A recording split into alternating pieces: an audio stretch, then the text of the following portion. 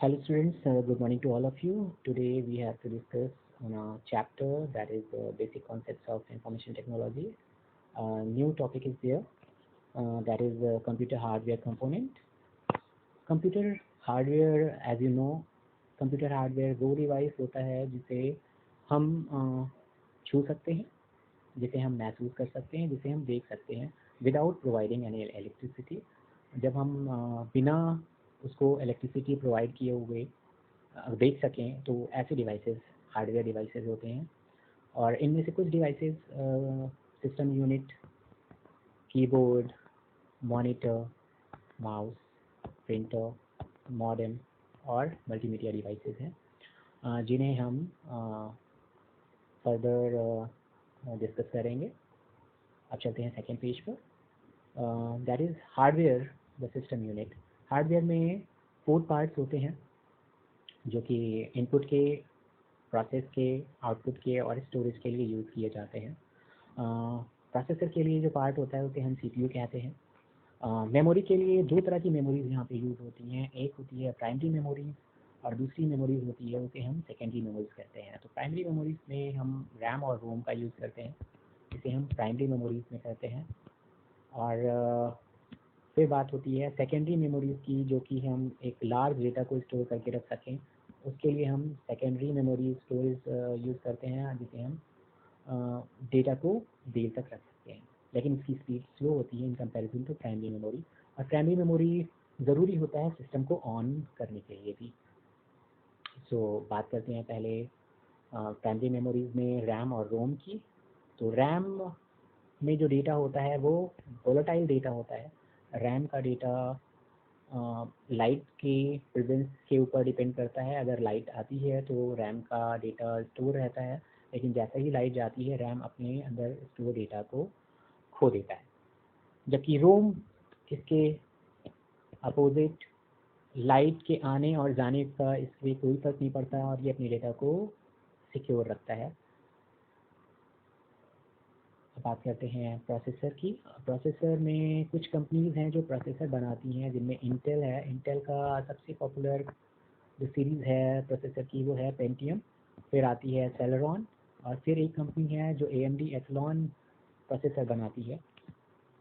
ये processor computer का brain होते हैं।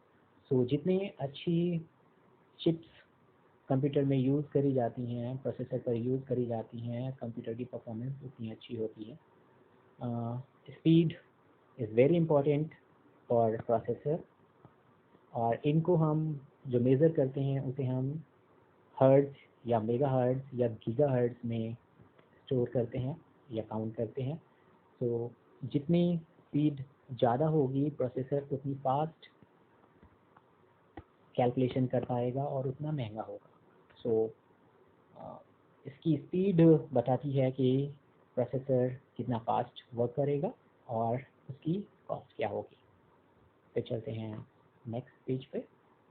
That is memory. मेमोरी, जैसा मैंने आपको बताया, मेमोरी 2 तरह की होती हैं, एक वोलेटाइल मेमोरी और एक परमानेंट मेमोरी। वोलेटाइल मेमोरी वो जो लाइट की प्रेजेंस में ही वर्क करती हैं और स्टोर रहती हैं, और जैसे ही लाइट जाती है ये मेमोरीज लॉस्ट हो जाती हैं। ऐसे ही परमानेंट मेमोरीज सेकेंडरी मेमोरी या रोम को प्लेस करती हैं, और परमानेंट मेमोरी में जितना भी डेटा होता है वो सिक्योर रहता है, स्टोर रहता है। लाइट के आने और जाने का इससे कोई फर्क नहीं पड़ता। इसकी मेमोरी की यूनिट जो होती है उसे हम बाइट कहते हैं, बाइट। और इसका सबसे छोटा पार्ट जो होता है उसे हम बिट कहते हैं।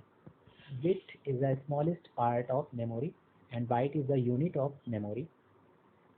फिर रैंडम एक्सेस मेमोरी की, रैम की कुछ कैरेक्टरिस्टिक्स हैं कि ये वॉलेटाइल होता है, जैसे मैंने आपको बताया, लाइट आने पर ही ये वर्क करता है, और अदरवाइज पावर कट के कंडीशंस में ये अपने अंदर डेटा ये को इरेज कर देता है। और डायरेक्टली ये डेटा जो है वो प्रोसेसर से ले लेता है और फास्टर होता है, इसीलिए परमानेंट स्टोरेज के कंपैरिजन में। रीड ओनली मेमोरी उसके कंपैरिजन में जो सेकेंडरी मेमोरी के तौर पे भी यूज़ होती हैं, वो रीड ओनली मेमोरी में जो डेटा होता है वो भी तेज़ी से एक्सेस किया जा सकता है, लेकिन ये इसको एक ही बार रीड करने की ज़रूरत होती है सिस्टम के ऑन करते वक्त या फिर कोई नया डिवाइसेस के अटैचमेंट के साथ।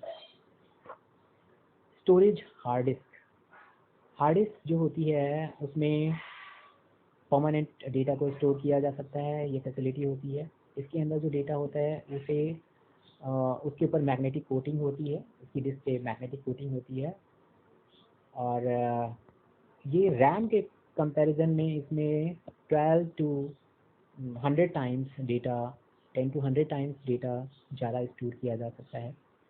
ये स्लोअर होता है क्योंकि इसकी डिस्टेंस प्रोसेसर से ज़्यादा होती है। ये इस पर एक हेड होता है जिसे हम रीड राइट हेड कहते हैं, जिसकी मदद से ये डेटा को रीड करता है, और ये डिस्क घूमती रहती है, इसीलिए इसको रिवॉल्विंग डिस्क भी कहते हैं। डेटा जो डिस्क के ऊपर मूव करता है उसको काउंट करने के लिए, इसकी स्पीड को काउंट करने के लिए इसे हम आरपीएम में काउंट करते हैं। रेवोल्यूशन पर मिनट, एक मिनट में कितने बार डिस्क घूमती है उसे हम कहते हैं रेवोल्यूशन पर मिनट, और उसी के अकॉर्डिंग डेटा को दर्ज किया जाता है। फ्लॉपी डिस्क एक और दूसरा स्टोरेज डिवाइस जो कि सेकेंडरी तौर पे यूज़ होता है, सीडी रोम और डीवीडी रोम, जिप ड्राइव और मैग्नेटिक टेप। ये मैग्नेटिक टेप अब बहुत कम यूज़ होते हैं, लेकिन ये पहले बहुत यूज़ किए जाते थे, जिसे सीडी कैसेट्स में यूज़ करते थे हम लोग, और अब वो सीडीज़ और डीवीडीज़ की फॉर्म में कन्वर्ट हुए थे, और लास्टली अब हम जो यूज़ कर रहे हैं वो है आपके पेन ड्राइव, फ्लैश ड्राइव और जिप ड्राइव। इनपुट डिवाइसेस जैसा कि कीबोर्ड है, माउस है। माउस जो है वो ग्राफिकल सपोर्ट करता है, ग्राफिक्स को सपोर्ट करता है, मतलब माउस की मदद से हम कर्सर को मॉनिटर पर देख सकते हैं और इसके कमांड को एग्जीक्यूट करा सकते हैं, तो ये ग्राफिक्स सपोर्ट देता है। ट्रैक बॉल एक ऐसा ही डिवाइस जो कि गेमिंग कोड के लिए यूज़ किया जाता है, और लाइट पेन जो कि डिस्क्राइब करने के लिए यूज़ किया जाता है, और सिग्नेचर्स, बैंक में सिग्नेचर वेरिफिकेशन और ऑनलाइन एग्जामिनेशन के समय आपके सिग्नेचर को वेरीफाई करने के लिए यूज़ किया जाता है। टच स्क्रीन डिवाइस, स्मार्टफोन में, टैबलेट्स में टच स्क्रीन डिवाइस का यूज़ किया जाता है, टैबलेट्स में भी ये टच स्क्रीन डिवाइस यूज़ किया जाता है। ये सारे डिवाइसेस इनपुट डिवाइसेस के तौर पे होते हैं क्योंकि हम इनसे किसी भी कमांड को इनपुट कराते हैं।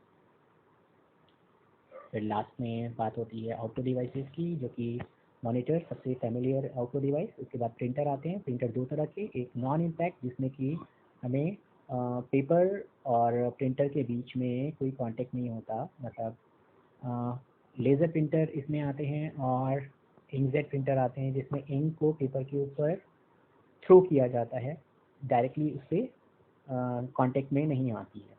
ऐसे ही लेज़र प्रिंटर में टोनर जो होता है वो मैग्नेट की मदद से पेपर के ऊपर पेस्ट हो जाता है और कैरेक्टर प्रिंट हो जाते हैं। इम्पैक्ट प्रिंटर में एक जो डिवाइस आता है उसे हम डॉट मैट्रिक्स प्रिंटर कहते हैं। डॉट मैट्रिक्स प्रिंटर में आपका आपने रिजर्वेशन काउंटर पे एक प्रिंटर देखा होगा जो कि प्रिंटिंग के लिए मशीन लगाता है, जिसमें एक रिबन होती है और रिबन के नीचे पेपर होता है और ऊपर से एक हैमर उस पर हिट करता है जिससे कि आवाज़ आती है, और रिबन के ऊपर की इंक पेपर के ऊपर आ जाती है और कैरेक्टर प्रिंट हो जाता है।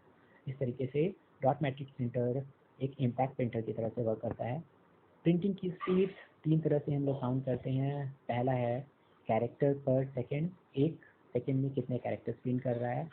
दूसरा होता है लाइन पर मिनट, एक मिनट में कितनी लाइंस प्रिंट कर रहा है। और तीसरा है पेज पर मिनट, एक मिनट में कितने पेजेस वो आउटपुट दे रहा है।